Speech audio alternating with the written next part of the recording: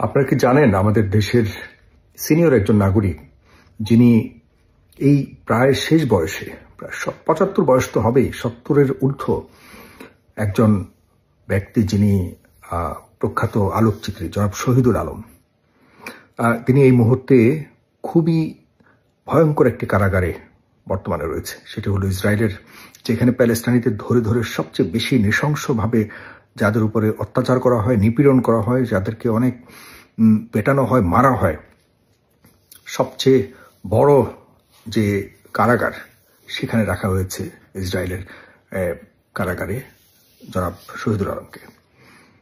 আমরা এই পর্যন্ত শহীদুল আলমের আটকের খবরই শুনেছি, কিন্তু তাকে মুক্ত করবার জন্য আমাদের দেশে যে একটি সরব ঐক্যমত্যের ভিত্তিতে এবং ঐক্যবদ্ধভাবে প্রতিবাদ করবার চিত্র দেখবার কথা ছিল, সেটি আসলে দেখছি না। খুবই দুঃখজনক। তিনি এই বয়সে, যখন এই বয়সে আমাদের দেশের মানুষ আরাম খোঁজে, কিন্তু শহীদুল আলম তিনি এই বয়সে মুক্তিকামী মানুষগুলোর পাশে দাঁড়ানোর জন্য ছুটে গেছেন। জীবনের সর্বোচ্চ ঝুঁকি নিয়ে তিনি ইসরায়েলে গেছেন। যেতে পারেননি প্যালেস্টাইনে, সেটা ভিন্ন কথা। ইসরায়েলিরা তাদেরকে অপহরণ করেছে, তাদের ফ্লোটিলা যে নৌযান বহরটা আছে সেটিকে আটক করেছে, এবং আপনারা জানেন ইত্যাদি অনেক কিছু ঘটেছে। কিন্তু আমরা কি আসলে পর্যাপ্ত পরিমাণে ভালোবাসা দেখাতে পেরেছি এই শহীদুল আলমকে নিয়ে? আমরা এই পর্যন্ত এখনো দেখা যাচ্ছে যে পর্যাপ্ত পরিমাণ প্রতিবাদ যে দেখাবার কথা সেটি এখনো দেখাতে ব্যর্থ হয়েছে। আমার এই ভিডিওটা আজকে আমি মনে করি যে আমাদের সবার একটি প্রতিবাদের ভাষা হয়ে উঠুক।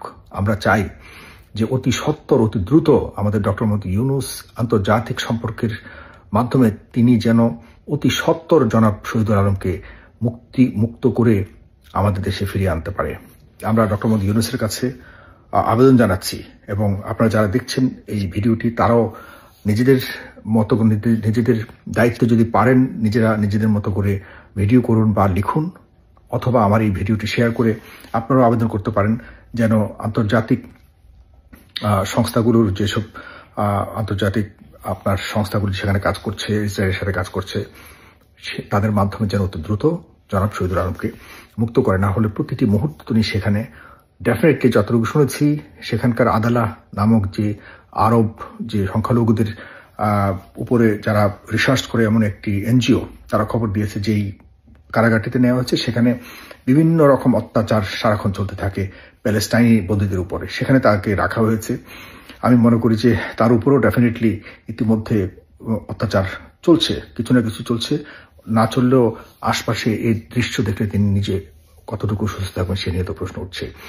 আপনারা জানেন যে ইতিমধ্যে এই ফ্লোটিলা নৌবহর যেটি প্যালেস্টাইনিদের উদ্দেশ্যে যাত্রা করেছিল, যেখানে আপনারা জানেন যে বিশ্বের বিভিন্ন দেশের যারা অধিকার কর্মীরা ছিল তারা সবাই ইতিমধ্যে গ্রেপ্তার হয়েছে। ইসরায়েলের গ্রেপ্তার বলতে অপহরণ করেছে ইসরায়েলি যারা সেনাদের মাধ্যমে বা ইসরায়েলি কর্তৃপক্ষের মাধ্যমে। এই বহরটির যে প্রতিবাদের স্বরূপ যে ফ্লোটিলা নৌযান বহর গেছে, এরপরেই গতকালকে আমরা দেখতে পাচ্ছি যে ইসরায়েল এবং গাজা, ইসরায়েল বা প্যালেস্টাইনের মধ্যে শান্তি চুক্তি অথবা যুদ্ধবিরতির একটি দ্বিপাক্ষিক চুক্তি হয়েছে, যেটি এখন পর্যন্ত মনে হচ্ছে বা বলা হচ্ছে যে এখন পর্যন্ত ঐতিহাসিক একটি চুক্তি, ঐতিহাসিক একটি সমাধানের পথ, যা এতদিন পর্যন্ত কখনোই হয়নি এই দুই দেশের মধ্যে। ট্রাম্প মনে হয়, আমার কাছে যেটা মনে হচ্ছে, তার একটা বড় ধান্দা হলো সে শান্তিতে নোবেল পাওয়ার জন্য সে চেষ্টা করে যাচ্ছে। সে এটির মাধ্যমে হয়তো এই চুক্তিটি করার জন্য সে সবচেয়ে বেশি ভূমিকা এবং শক্ত ভূমিকা রাখছে। আমার কাছে মনে হচ্ছে যে কোনো উদ্দেশ্যেই হোক, যাই হোক, তবে যদি এটি হয়ে থাকে, আমি মনে করি যে খুব শীঘ্রই প্যালেস্টাইনিদের দ্বিপাক্ষিক, বিশেষ করে যে দ্বিরাষ্ট্র করবার জন্য যে প্রচেষ্টা চালাচ্ছে বিশ্ব নেতৃবৃন্দ, বা বিশেষ করে এই প্যালেস্টাইনিদের মুক্তির জন্য যেসব দেশ চিন্তা করেছে, তারা সবসময় দ্বিরাষ্ট্র গঠন করবার জন্য যে ভূমিকা বা আবেদন করে আসছে, সেটির একটি প্রতিফলন আমরা খুব দ্রুত দেখতে পাবো। তো প্রিয় ভাইরা যারা দেখছেন, এই মুহূর্তে আমরা শহীদুল আলমের পাশে আছি, শহীদুল আলমের মুক্তি চাই। আপনারা যারা আমার সাথে একমত আছেন, আপনারা অবশ্যই আপনাদের জায়গা থেকে হয় ভিডিওটিকে শেয়ার করবেন, নিজেদের টাইমলাইন লিখবেন। আমরা চাই দ্রুত সরকার উদ্যোগ নিক এবং সর্বোচ্চ চেষ্টা চালিয়ে শহীদুল আলমকে মুক্ত করুক। ধন্যবাদ।